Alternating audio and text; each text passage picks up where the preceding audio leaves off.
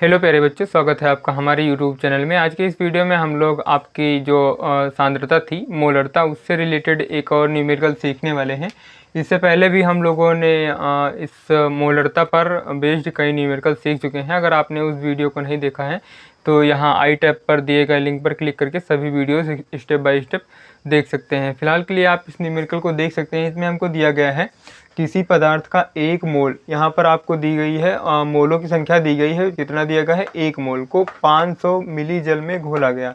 तब हमको क्या करना है? विलयन की मोलरता की गणना करना है। तो इस क्वेश्चन को करने के लिए हमको आप देख सकते हैं जो भी पदार्थ है, यानी जो कि पदार्थ इस मात्रा में विलेय है, उसकी हम लोगों को यहाँ पर द्रव्यमान नहीं दिया गया है, ना ही वो पदार्थ हमको दिया गया है जिसका हम लोग रासायनिक सूत्र से उसका अणुभार कैलकुलेट कर सकें। तो यहाँ पर आपको डायरेक्ट दे दिया गया है। क्या दिया गया है? मोलों की संख्या दे दी गई है। मोलों की संख्या को आप जानते हैं कि हम लोग प्रेजेंट करते हैं n से। तो n बराबर होता है स्मॉल w अपॉन में स्मॉल m होता है, यानी मोलों की संख्या बराबर विलेय का भार, विलेय का द्रव्यमान या फिर भार या फिर मात्रा बोल सकते हैं, अपॉन में क्या होता है? विलेय का अणुभार। तो यहाँ पर हमको डायरेक्ट यहाँ पर मोलों की संख्या दे दी गई है। तो जो भी वैल्यूज़ यहाँ पर दी गई हैं वो हम लोग नोट डाउन करते हैं, उसके बाद फॉर्मूले में रखकर स्टेप बाय स्टेप इसको सॉल्व करते हैं। तो यहाँ हमको दिया गया है पदार्थ के 1 मोल, यानी विलेय जो भी है वो उसके मोलों की संख्या दी गई है। तो हम यहाँ पर लिख सकते हैं विलेय पदार्थ के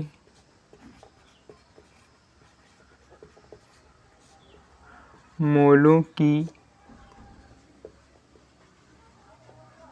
संख्या, विलेय के पदार्थ के मोलों की संख्या को स्मॉल n से प्रेजेंट करते हैं, जो कि दी गई है 1। और यहाँ पर ये कितनी, इसका मात्रक क्या है? मोल। यहाँ पर 1 मोल दिया गया है। फिर हमको दिया गया है 500 मिली जल में घोला गया। तो यहाँ पर 500 मिली जो है, यहाँ पर आयतन जो दिया गया है इसका विलयन का, वो किसमें दिया गया है? मिलीलीटर में दिया गया है। तो हम यहाँ पर लिख सकते हैं विलयन का आयतन। विलयन के आयतन को हम लोग स्मॉल v से प्रेजेंट करते हैं। ये वैल्यू हमको दी गई है 500 और ये मिलीलीटर में दी गई है। अब हम आप देख सकते हैं कि यहाँ पर हमको क्या दिया गया है? विलेय के मोलों की संख्या दिया गया है और यहाँ पर आयतन दिया गया है। तो हम उसी फार्मूले को अप्लाई करेंगे मोलरता की, जिसमें हमको क्या वैल्यूज़ रखनी होगी? विलेय के मोलों की संख्या और आयतन रखना होगा। तो मैंने आपको बताया था पहला लेक्चर जिसमें हम लोगों ने फार्मूला और इसकी डिफिनेशन डिस्कस किया था, उसमें मैंने बताया था कि आप मोलरता का ये फार्मूला भी लिख सकते हैं कि मोलरता को हम लोग कैपिटल M से प्रेजेंट करते हैं। Capital M is equal to हम लोग यहाँ पर स्मॉल n यानी विलेय के मोलों की संख्या अपॉन में यहाँ पर हम लोग क्या लिख सकते हैं?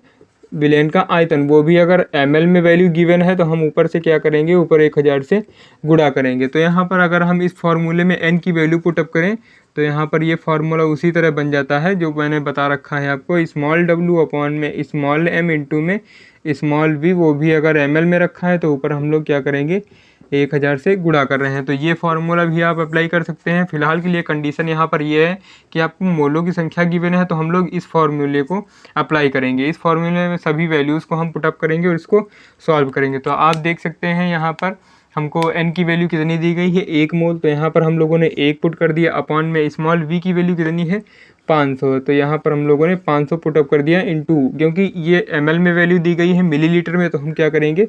ऊपर 1000 से गुणा कर देंगे। तो 2 जीरो से 2 जीरो ये कैंसिल हो जाएंगे और 5 एकम 5, 5 दूनी 10। तो यहाँ पर हमारा कितना आ जाएगा? 1 इंटू में 2 इज इक्वल टू में 2। और ये कैपिटल M क्या प्रेजेंट कर रहा है? मोलर को। आप कैपिटल M लिखना चाहें तो कैपिटल M लिख सकते हैं, वरना यहाँ पर इसके स्थान पर लिख सकते हैं मोलर। मोलर जो कि क्या होता है? मोलरता का ही मात्रक होता है। इस प्रकार से आपका इस न्यूमेरिकल का सलूशन हो जाएगा। इसी प्रकार के और भी क्वेश्चन पाने के लिए आप हमारे चैनल से जुड़ जाइए। मिलते हैं नेक्स्ट लेक्चर में, तब तक के लिए जय हिंद।